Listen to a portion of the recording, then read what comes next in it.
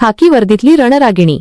जुन्नरच्या सहाय्यक वनसंरक्षक स्मिता राजहंस यांना महाराष्ट्र शासनाचे सुवर्णपदक जाहीर.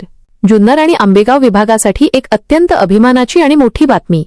ज्यांनी आपल्या कर्तृत्वाने वनविभागाची मान उंचावली त्या सहाय्यक वनसंरक्षक स्मिता राजहंस यांच्या नावाचा डंका आता संपूर्ण महाराष्ट्रात गुंजणार आहे. मंचर वनपरिक्षेत्र अधिकारी म्हणून त्यांनी केलेल्या ऐतिहासिक कामगिरीची दखल घेत राज्य सरकारने त्यांना मानाचे सुवर्णपदक जाहीर केले आहे. काय आहे त्यांचा हा थक्क करणारा प्रवास, पाहुयात या विशेष रिपोर्टमध्ये. कर्तव्यदक्षता आणि संवेदनशीलता यांचा मेळ म्हणजे स्मिता राजहंस. 2016च्या बॅचमधून वनसेवेत दाखल झालेल्या या रणरागिणीने अवघ्या काही वर्षांतच आपल्या कामाचा मोठा ठसा उमटवलाय. पुणे+24च्या प्रेक्षकांनो, ही कामगिरी साधीसुधी नाही. तब्बल 54 बिबट्यांच्या बछड्यांना त्यांच्या आईची माया मिळवून देण्यात स्मिता राजहंस यांनी सिंहाचा वाटा उचलला आहे.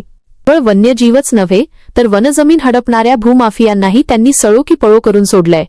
तब्बल 250 हेक्टर वनजमिनीवरील अतिक्रमण हटवून त्यांनी प्रशासनाची ताकद दाखवून दिली. त्यांच्या या धाडसी पावलामुळेच आज मंचर आणि जुन्नर परिसरात वनविभागाचा एक वेगळा दरारा निर्माण झालाय. हायटेक रोपवाटिकांचा विकास असो वा माणिकडोह बिबट्या बचाव केंद्राचे चोख व्यवस्थापन, प्रत्येक जबाबदारी त्यांनी लिलया पेलली. त्यांच्या याच अफाट कष्टाचं फळ म्हणून आज त्यांना राज्य शासनाचं सुवर्णपदक देऊन गौरवण्यात येतंय.